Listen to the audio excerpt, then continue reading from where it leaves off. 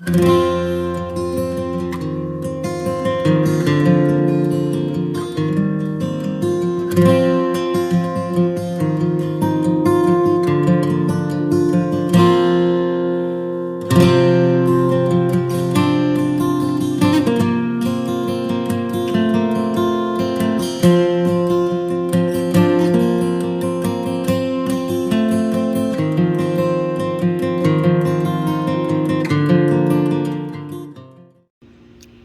Okie dokie explorers. I thought before we mow in our backyard, I would go through some plants and stuff again and talk about some of the backyard salad that we have. Plants that are good for you, that are edible, provided that you don't spray them with pesticides and stuff. If you sprayed them, don't eat them. So, I have a few right here. So, again, I'm no expert. So if somebody is an expert and watches this and can correct me, please do so. This, I think, is sticky daisy or telegraph weed. It deters fleas. Fleas do not like it. And it has antibacterial properties. Over here is my favorite. These are itty bitty right now, but this is purslane. You can get this at greenhouses too if it doesn't grow in your backyard. And it has lots of vitamins in it, and turtles will eat it, and we can eat it, and it is just super, super good for you. Over here, we have some dandelion. You can tell that it used to have a flower on it. And everything on a dandelion is edible. Its roots, its leaves, stems aren't like tasty, but the flowers are. It has a lot of vitamins in it. Very, very healthy for you. For women, it helps out with a lot of menstrual issues. It can. Makes a great tea. That one is about to make a whitehead. So I do not fight dandelions growing in my yard. I prefer them to grow in my yard. Helps pollinators, and they're super, super healthy. This is just a thistle. There's nothing really great about it. This, I'm trying to remember what it is called. It's so little right now. I think it is a type of mint. Again, I'm not 100% sure. And you know, if you're wanting to go into your backyard and find out what's edible and what's good for you and the animals, we have this amazing thing called Google. And you can now take pictures of the plants in your backyard, and it's not 100% accurate all the time, but it's better than nothing. And you can get out here, especially whenever you get to this tall stuff, and you can find out what's good for you to eat and what is not. So you can see I have a lot of dandelion. Now note, if you do have a lot of dandelion in your yard, that means that your soil pH is off, and dandelions will clean your soil. So if you struggle with dandelions and you hate them, I recommend let them grow. Just let them go crazy. It'll help the pollinators, and it will help your soil. And they have so many uses. Like, I could peel up all of these leaves right here and go dry them. If I have oh, my brain just went blank, but I can hang them and let them air dry, or I can put them in a dehydrator too and dehydrate them, and I can make tea out of them, and the tea is super, super nutritious, super helpful if you're cramping and stuff.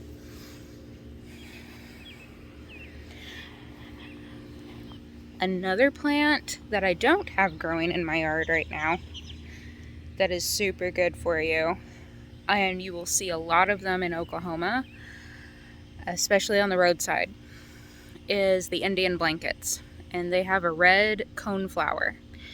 And you'll see them especially in the bar ditches. They like sandy soil, they like full sun, and they tend to like harsher environments.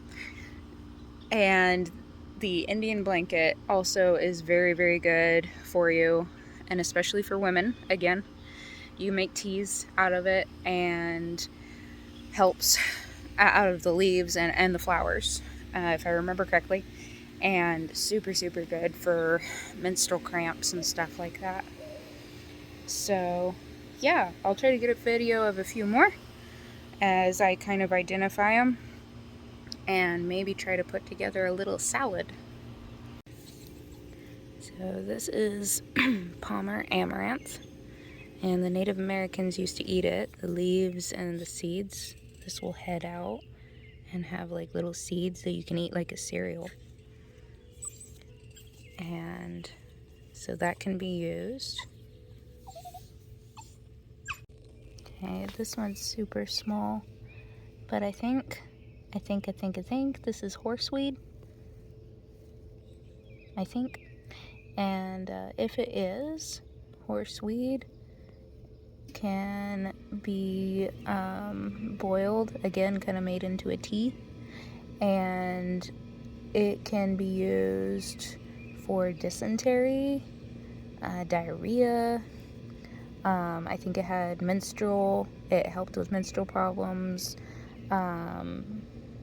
Native Americans used it for dysentery and cholera and stuff to help fight off that. So another plant that doesn't look pretty, but has a lot of good uses.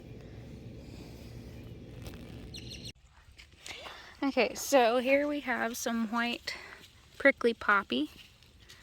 It's also called Texas prickly poppy, but we're in Oklahoma. We don't call it that. So it's white prickly poppy. And this was used in a lot of Native American and Mexican teas and stuff for treating asthma and liver illnesses, liver diseases, and the tea especially was used for treating malaria. And Yeah. Whitney thinks when she smells a flower, she has to sneeze. Yeah. Because we're in our little bee dress and we have to be a pollinator. Mm-hmm. Okay, careful, it'll poke you. Is there anything else? No, I don't need it in my nose. Okay, so here's my little salad plate. If I were actually wanting to make a backyard salad, this would obviously be a lot bigger.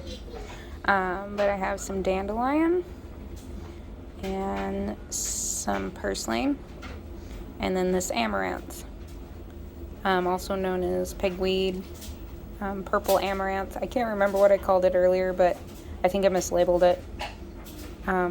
It is an amaranth though. So usually harvested for their little seeds more than their leaves, but their leaves are edible. So I didn't wash the amaranths off very good, it looks like. So anyway, if you make a backyard salad, you just make sure you wash everything really good with clean water. And if you feel like you need to wash poop off of it or something, like we kind of got some bug bites and a little bit of bird poop on this amaranth, I recommend Dawn dish soap, and if you have to wash it with soap. But otherwise, just a good washing. Obviously, do your research and make sure that what you're pulling out of your yard is good to eat. Don't just eat anything. If you can cultivate a yard that is not just grass, I highly recommend that, because grass really does nothing. You have some grazing animals that can eat grass, cows, horses, goats, but otherwise they need the diversity too. And Tarzan is playing in the background, so if you hear a lot of noise in the background, that's what's going on. Anyway, so yeah, this is a little teeny tiny backyard salad, and go out in your backyard, especially if you have a lot of weeds go find out what weeds you've got, what is edible. And you know, if you cultivate purslane, it actually makes some really pretty flowers. Let me show you what I'm talking about. So here is purslane that I cultivate, that I keep around. Has some very pretty flowers. I just grow it in this great big pot here. And I can come out here on demand and pick it off and clean it and eat it anytime. It's very easy to grow. It will break itself off and try to root. So anytime a storm comes through or it breaks itself off or an animal breaks it off, I will just poke it into the dirt in the pot and grow some more of it. So it is a superfood. I do recommend keeping this around. So I also keep mint in my flower bed around my windows to keep bugs down and stuff. So Oklahoma can grow a lot of amazing edible food. And I recommend you find out what's growing in your yard and learn what you can eat, what's edible, what's good for you. There's a lot out here in nature that is very healthy for you and good to eat. So let's go ahead and try this salad out. So I have a little piece of amaranth here.